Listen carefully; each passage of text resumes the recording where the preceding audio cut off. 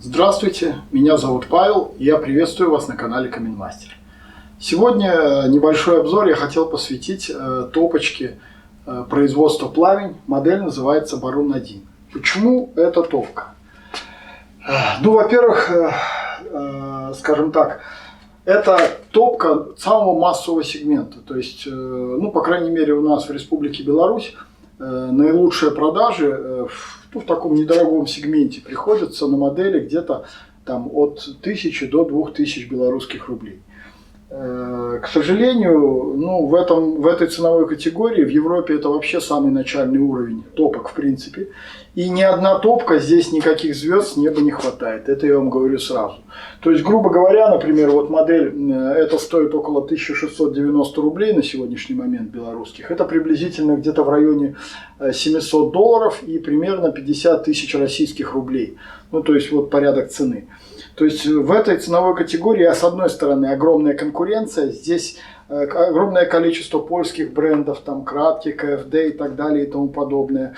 Белорусские, российские производители стальных топок, там Метабел, Экокамин, по-моему, делает какие-то модельки, но стальные, повторяю, здесь модель чугунная. Поэтому если мы отбрасываем стальные модели, то остаются поляки, французы, это, например, Invicta производители, различные там промо, опшн модели и так далее. И все они, откровенно говоря, иногда даже тяжело заказчику объяснить, собственно, как между ними выбрать. Потому что они вообще как братцы-близнецы. Мы сейчас не будем касаться ни в хорошем, ни в плохом смысле слова конкурентов данного производителя. Потому что, ну, на самом деле в этой ценовой категории, повторюсь, там никаких шедевров ждать не приходится. Но Пламень умудрился, выпустив, это по сути их, ну, одна из двух топок всего чугунных в этой ценовой категории. И вот в этой топке они умудрились в эту цену всунуть несколько изюминок интересных. То есть понятно, что это не прорывная какая-то топка, которая там на голову лучше и стоит втрое дешевле, нет. Но в своей ценовой категории, которую я обозначил, в ней есть очень много таких мелких изюминок, интересных решений, которые, возможно, перевесят чашу весов, когда вы будете выбирать топки, в сторону вот этой модели. Сейчас я на них кратко заострю ваше внимание. И по этим же критериям, как я буду про нее рассказывать, вы сможете, в принципе, оценить любую топку конкурента. Давайте для начала. Самое первое, это полностью чугунный корпус. То есть, в принципе, топка, ну, естественно, при некоторых оговорках может служить как отопительный прибор. При, естественно, каком-то умеренном времени топки там и вообще ресурсе, исходя из ее стоимости. Все-таки это недорого за 4-5 тысяч рублей белорусских, то есть втрое дороже. Эта топка втрое дешевле. Значит, что у нее интересное? Немножко нестандартный размер, и даже, я бы сказал, размер стекла. То есть топка относится к самому распространенному классу топок 700. Вот, например, как оценивается. Мы берем чисто корпус топки, и вот он от края до края, там 690 с копейками. Это соответствует большинству размеров ее конкурентов. Но высота топочки до низа, ну вот подиум, практически 600, тут 595. Это уже намного больше конкурентов, которые обычно заканчиваются в диапазоне размеров там меньше 500 миллиметров. Там многие польские производители, типа там Кавмет, Кратки, то есть они существенно ниже. Представьте, на 10 сантиметров, это очень много. 10 сантиметров, это просто огромный размер для такого класса. То есть она высокая, она сравнима по высоте с большими 800-ками. Что нам это дает?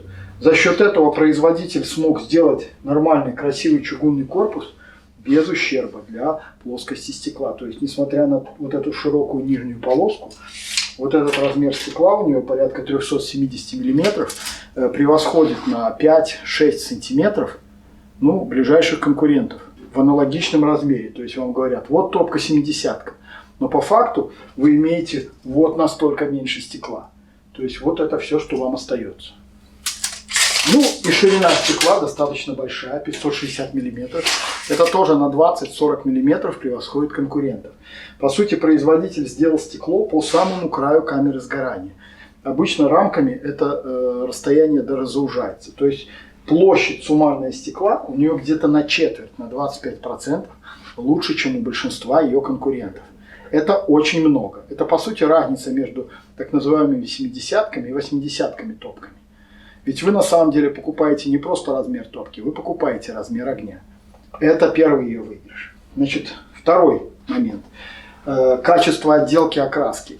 Вблизи я это покажу все, естественно. Но здесь очень высококачественный корпус. Очень все аккуратно, гладко и так далее. Ну, в принципе, многие конкуренты то же самое предлагают. Плюс здесь эмаль. Та эмаль, которая у них во многих печах используется. Так называемая тонкая, не глянцевая, а такая совсем тонкослойная эмаль. Но за счет этого такой корпус долговечнее, он богаче выглядит, красивее. Далее. Производитель в базовой комплектации, вот так как есть, предлагает съемную рамку, вы ее видите. То есть за счет нее формально топка становится почти 760 мм, там 750 с копейками, по высоте 600 небольшим, за счет вот этой рамки. Рамка простейшая, это просто металлический, по сути, уголок. Но тем не менее, он идет уже в базовой комплектации. Он легко снимается, если он вам не нужен. Вы, например, используете топку как классическую, встраиваете в какой-то классический камин там, французского стиля, вы можете ее выкинуть и убрать.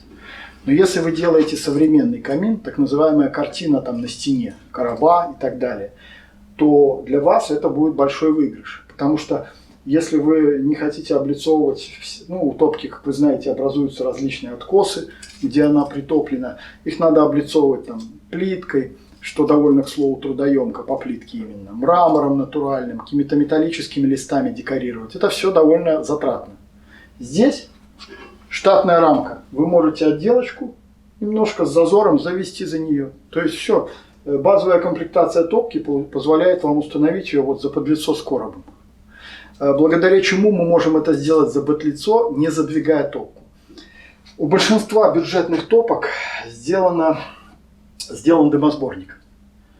Я сейчас коснусь, потому что многие считают это каким-то космическим достоинством. Поверьте, такие дымосборники, как сделаны в бюджетных топках, а именно вот такие крохотные, чаще всего они по высоте не превышают 120-150 мм, ну, наличие их или отсутствие вообще ни на что не влияет.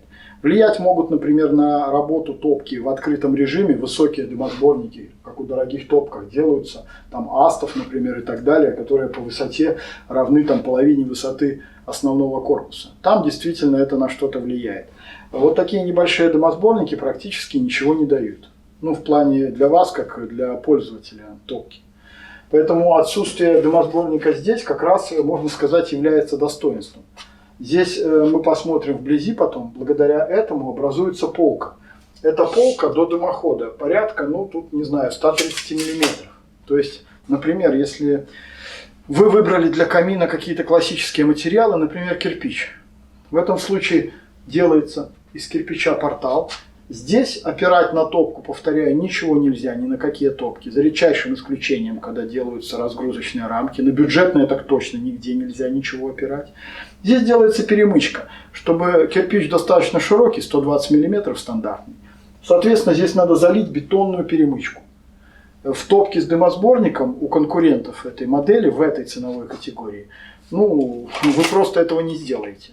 То есть вам не даст дымосборник, вам придется либо притапливать топку, либо пытаться залить более тонкую перемычку, либо сэкономить на теплоизоляции этой перемычки, она будет греться и со временем может повредиться. Здесь никаких проблем. Вот эта ширина позволяет вам залить полноценную перемычку и, например, дальше возвести из какого-то штучного материала, там, с блоков, с кирпича камин. То есть топка уже в базовой комплектации вам позволяет решить кучу, скажем, таких проблем, связанных с монтажом, установкой камина.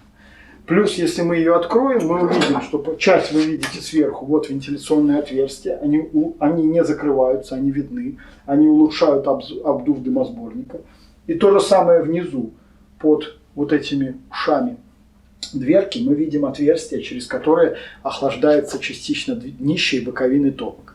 Помимо отверстий и решеток, которые установлены на коробе, я этого вопроса как-то уже касался, которые, по сути, охлаждают топку и дают вам теплый воздух, здесь штатно эта вся процедура немножко улучшена. То есть производитель позаботился об охлаждении в корпусе топки. Еще из внешнего вида я хочу обратить внимание на очень аккуратную ручку, не свойственную этой ценовой категории. Я вам говорю сразу, я много видел ручек. В большинстве слоев это либо какие-то скрытые странные конструкции, которые надо крючками и так далее подцеплять, что может быть как бы красиво, что ручка не видна. Но извините, это просто неудобно в пользовании. Уже 2-3 раза вы такую ручку дернете и все, поймете. Либо, если ручки сделаны выносные, но они максимально упрощены. Здесь никакой экономии. То есть чугунная ручка очень красивого дизайна, очень удобная, благодаря большому рычагу, практически никакого усилия при открытии и закрытии топки. Вот это моменты. Ну, простое управление крайне, подвижный бегунок, к слову, с большим ходом. Я обращал на это внимание, большой ход очень удобен для регулировки горения. Вот это вот мелочи, на самом деле мелочи, которые практически не влияли при производстве на цену топки, но они могут склонить выбор в сторону этой топки вашей. Далее, некоторые еще моменты, значит, внутренние. Мы вблизи этот момент рассмотрим. Здесь есть рычаг, который, когда дверь открыта, здесь откинута заслонка. Ее называют шибером. Я объясню, почему это не совсем шибер. Или, скажем так, совсем не шибер.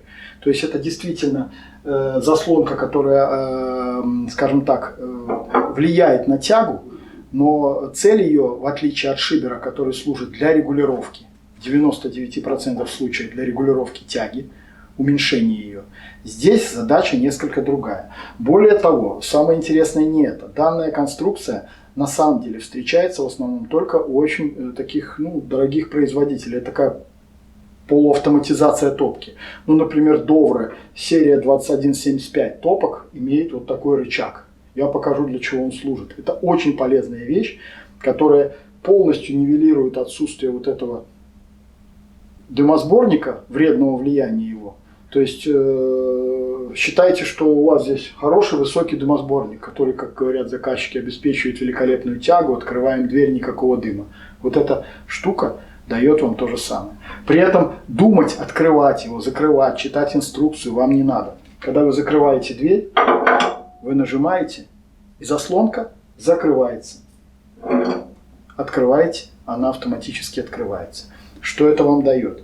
При открытии дверки всегда, практически всегда из топок происходит выброс дыма. Медленно вы быстро открываете. Если вы это сделали, когда топка не догорела, такое бывает, надо, например, поправить дрова, криво легли, упали, еще какие-то факторы. То есть мы лезем в топку, когда не надо. И в бюджетных топках во всех 100% обязательно будет какой-то минимальный подброс дыма. Здесь, по сути, не в горловине установлено вот этот элемент круглый, а он разрезает зуб. Ну, мы, наверное, помним все устройства топки, то есть верхняя часть, за ним зуб-дефлектор расположен снизу. То есть дым огибает дефлектор и попадает в горловину корпуса. Чаще всего этот дефлектор стационарный. Соответственно, независимо открыли, закрыли вы дверку, дым вынужден огибать этот дефлектор. То есть он как бы ухудшает тягу, но благодаря этому растет КПД топки. Здесь, когда откинут вот этот элемент, он сам является частью дефлектора. То есть вот эта нижняя огромная пластина, которая обтекает дымовые газы, в центре нее выламывается огромное круглое отверстие. И дымовые газы, естественно, им уже не надо обтекать зуб, и при открытой дверке они напрямую вылетают в дымоход. В этом режиме нас не волнует ни КПД, никакие характеристики топки. Наша задача минимизировать, насколько возможно, поддымливание топки. Благодаря вот этой конструкции мы это легко получаем. Причем не надо думать, что мы закрыли, что открыли. Все происходит автоматически. То есть это, по сути, дыра в зубе. В свою очередь, когда мы закрыли дырочку,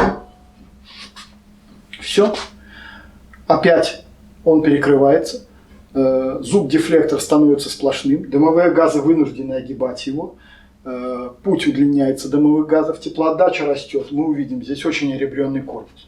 И производителю удалось достичь, что тоже огромная редкость для этого класса, класс А+. Это, как мы помним, КПД превышает 80%. По-моему, в районе 81% на мощности 8 киловатт. Вы не обольщайтесь, не смейтесь, что мощность 8, а мы вот тут брали маленькую топочку 16, 14. Это сказки. Мощность топки в первую очередь зависит от размера корпуса. Ну, понятно, от сжигаемых дров это само собой, но следующий фактор – это объем корпуса, площадь его. Поэтому эта 8-киловаттная топка заткнет за пояс большинство 14-16 киловаттных бюджеток, ну, в аналогичной ценовой категории. Вот. Потому что здесь будет честная 8 киловатт на очень высоком КПД. А если вы ее разгоните до указанных там в паспорте 14-15, поверьте, она будет тоже работать. Вот. Только КПД ее будет наверняка выше, чем там заявленные цифры для таких мощностей. Поэтому топка в этом плане очень интересная. Ну, на что еще можно обратить внимание? Комплект стандартный для пламени, достаточно такой стартовый, но хороший. Это кочерга, это рукавичка. Этого достаточно для пользования топкой. Сейчас я вам еще покажу, значит, ну, зольный ящик здесь классический, в этих топках нет смысла какие-то подовые горения и так далее устраивать, потому что она не такая большая. Зольный ящик достаточно нормального объема. Колосник один на всю ширину, так как он не доходит до краев, края у топки скошены. Мы это все вблизи увидим. Это позволяет, скажем так, дровам немножко сдвигаться в сторону колосника и просыпаться в зольный ящик. Это удобно. И обзор улучшает у нас, обратите внимание, барьер здесь, декоративная вещь, которая закрывает стекло, защищает его. Она выполнена как бы с отверстиями. Это тоже увеличивает обзор огня. То есть вы видите от самой зоны горения до самого верха. Никаких ограничений. Портал на всю ширину. Естественно, все остальное классика. Задняя двойная стенка. Это для всех топок уже почти что стандарт. Ну, кроме самых каких-то дешевых. Там есть какие-то польские производители. Ну, это старое совсем поколение топок. Дожиг газов. Ну, как бы все по классике. То есть тут в этом плане все идеально. Основные моменты я обрисовал. Я сейчас вам только покажу вблизи устройство некоторых узлов. Может быть, вблизи вам будут там какие-то моменты более понятны. Вот мы видим рамочку. То, что я вам говорил, качество отделки, отливки. Ручка. Посмотрите, пожалуйста. То есть все очень просто. Минимальные какие-то усилия. Очень качественная отделочка. Регулировка горения.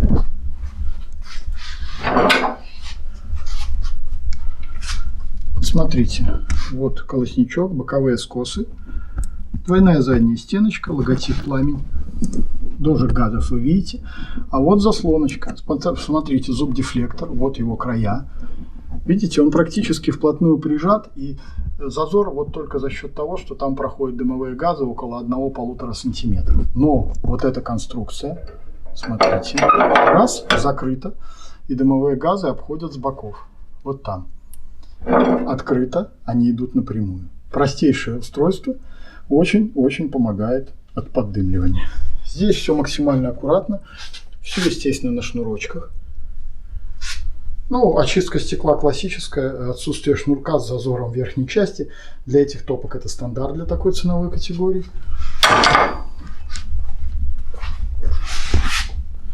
Рамочка. Вот рамка топки. Она закреплена. Достаточно просто. Ее можно снять, если это необходимо. Оребренный корпус. В данном случае на болтах соединения корпуса. Вот горловина и дефлектор сверху. Сейчас я открою. Видите, он откинулся. Ну, заднюю часть топки здесь мы только можем увидеть отверстие подачи воздуха для дожига. К слову, обращу внимание еще на одну интересную вещь. Спереди сейчас топочка чуть-чуть приподнята, то есть мы можем подсунуть под нее мрамор или плиточку, или что-то задвинуть для красоты. Это решено за счет интересного устройства, там есть ножки. То есть топочка стоит не просто, как обычно у большинства производителей, на корпусе. Во-первых, это улучшает вентиляцию днища существенно. Этот узел лучше защищен. Легче сделать опоры конкретно под какие-то ноги. Вот. И туда можно до ножек задвинуть какой-то декоративный материал. Вот, пожалуй, про эту топочку основная информация. Еще раз смотрим. Великолепный обзор огня во внутренней части. Я думаю, я все основное рассказал про эту топку. И вы поймете, что хотя, как и все остальные топки в этой ценовой категории, звезд неба она не хватает, но тем не менее в ней за те же деньги есть несколько очень интересных решений. Это касается как эстетики, так и объема огня, который вы видите, качества исполнения и так далее. Поэтому я думаю, что эти все факторы в сумме перевесят вашу чашу весов в сторону этой топки. При выборе, повторяю, это все-таки относится к бюджетной ценовой категории в моем понимании. Вот такая интересная модель. Все, что я хотел вам рассказать про нее. Я надеюсь, я вам помог. Всего хорошего, до свидания.